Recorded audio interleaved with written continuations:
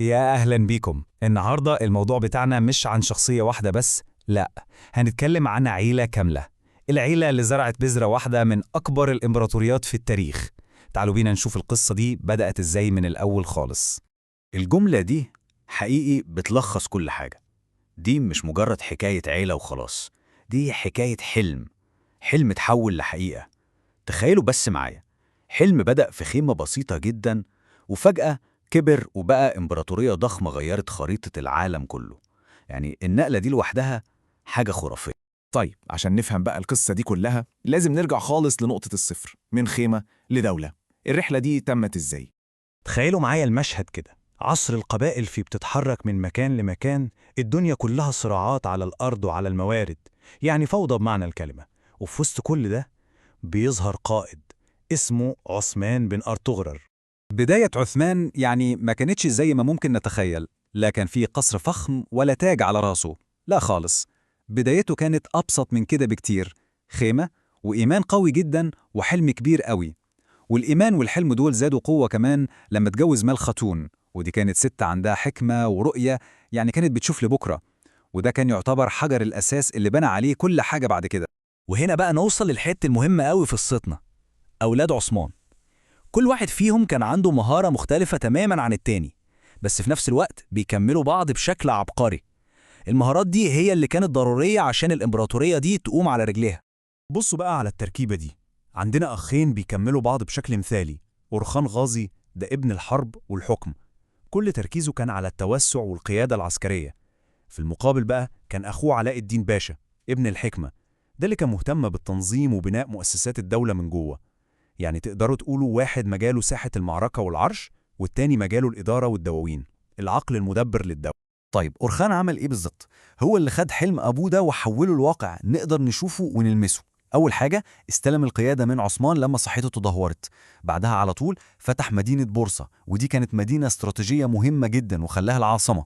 وبعدين بدأ ينظم الجيش، عمل منهم قوة محترفة بجد. وطبعا فضل يوسع حدود الدولة شوية بالحرب وشوية بالدبلوماسية. وحتى جوازه من نيلوفر خاتون البيزنطية وولده مراد الأول اللي ورث الحكم بعده، كل ده كان بيكمل نفس المسيرة. فلسفة علاء الدين بقى كانت في حتة تانية خالص، وتتلصص في الجملة دي: الدولة محتاجة تنظيم أكتر من صراع. وهنا تبان العبقرية. الراجل ده بمنتهى الرضا اختار إنه يبعد عن السلطة تماماً عشان يركز على المهمة اللي يمكن مش كل الناس شايفاها لكنها الأهم، بناء الأساس الإداري والقانوني للدولة الجديدة. يعني دوره كان ورا الكواليس، بس من غيره ما كانش هيبقى فيه دولة أصلاً.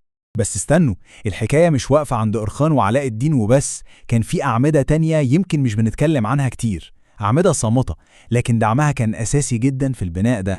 يعني مثلا كان في بازير لي باي، أخوهم اللي عاش حياة بسيطة وبعيد خالص عن السياسة، وده بيمثل الدعم الهادي اللي جوه العيلة اللي مش لازم يكون في الصورة. وكان في كمان فاطمة خاتون وصالحة خاتون بنات عثمان، كانوا معروفين بالتقوى والقرب من الناس وبأعمال الخير. دول كانوا بيبنوا النسيج الاجتماعي للدولة، يعني هم اللي كانوا بيخلوا المجتمع متماسك، في نفس الوقت اللي أورخان وعلاء الدين كانوا بيبنوا فيه الهيكل السياسي والإداري. كانوا زي الصمغ اللي بيربط كل حاجة ببعضها. طيب دلوقتي بقى تعالوا نطلع من التفاصيل الصغيرة بتاعة العيلة ونبص على الصورة الكبيرة، الصورة الكاملة. نشوف إزاي مجهودهم ده كله أثر في التاريخ بشكل ضخم. الموضوع كله عامل زي ما تكون بتزرع شجرة بالظبط كده. عثمان الأول هو اللي حط البذرة الأولى، جه ابنه أورخان الأول روى الشتلة دي وكبرها لحد ما بقت إمارة قوية، وبعده جه حفيده مراد الأول اللي حول الإمارة دي لإمبراطورية بتكبر وبتتمدد. الأهم من كل ده إن انتقال السلطة كان بيحصل بشكل سلمي، وده اللي ضمن إن السلالة دي تكمل وتستمر. طب والنتيجة النهائية لكل ده كانت إيه؟ أكتر من 600 سنة حكم. متخيلين الرقم؟ 600 سنة، الرقم ده لوحده كفيل يورينا حجم الإرث اللي سابته العيلة دي. يعني الفكرة اللي بدأت في خيمة وصلت إنها تحكم أجزاء ضخمة من العالم لقرون طويلة. لا، الموضوع بجد مذهل. وفي الآخر القصة دي كلها بتسيبنا مع سؤال مهم أوي نفكر فيه: هي الإمبراطوريات بتتبني بالقوة بس ولا بالنظام؟ قصة أورخان وعلاء الدين بتورينا إن الإجابة ممكن تكون في التوازن، التوازن المثالي بين الاتنين، بين السيف والعقل.